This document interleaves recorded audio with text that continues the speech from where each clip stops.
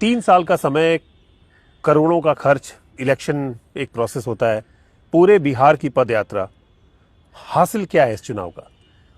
देखिए, अगर आप चुनाव के नज़रिए से देखेंगे तो हासिल बहुत कुछ ज़्यादा नहीं है, लेकिन समाज और राजनीति के नज़रिए से समझेंगे तो बहुत कुछ हासिल हुआ है।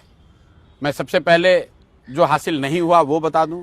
बिल्कुल हम लोग की सोच थी कि 3 बरस के इस प्रयास से बिहार में एक बड़ा इलेक्टोरल शिफ्ट लोगों को दिखेगा, एक नया विकल्प दिखेगा, एक नई व्यवस्था दिखेगी। वो नहीं हुआ।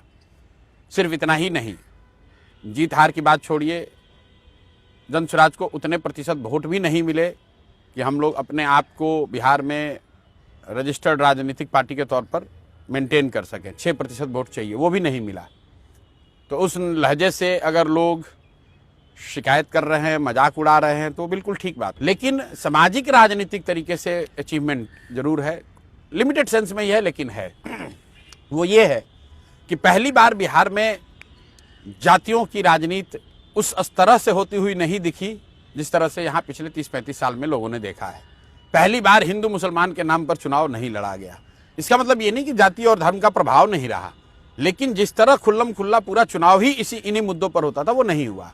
पहली बार पक्ष विपक्ष सभी लोगों ने नौकरी, पलायन, रोजगार की बात करने को सब लोग मजबूर हुए हैं। पहली बार बिहार में पलायन मुद्दा बन गया है। लेकिन एक जो फैक्टर है बिहार में, जो बड़ा फैक्टर है कि जंगल राज के डर से नीतीश भाजपा को और भाजपा के डर से लालू जी को वोट देने की जो प्रक्रिया है, उसको हम लोग नहीं तोड़ पाए हैं, और वही कहीं ना कहीं परिणामों में भी टू सम एक्सटेंट दिख रहा है।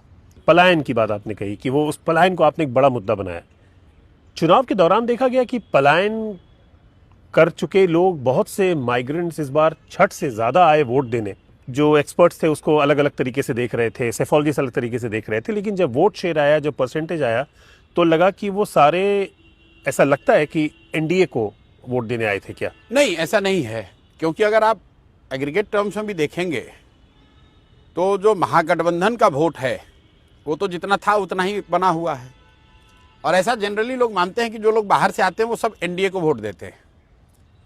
तो अगर जो वोट एनडीए को बढ़कर मिला है और जो वोट जन स्वराज को मिला है, तो उसमें एक बड़ा शेयर पलायन से प्रभावित लोगों का रहा है।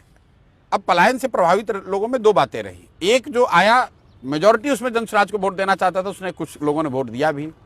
एक वर्ग उसमें रहा है जो 2 बातों से प्रभावित हुआ।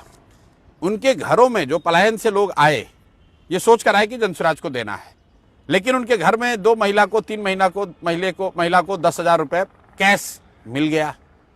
तो उन लोगों ने अपनी पत्नी, अपनी बहन, अपने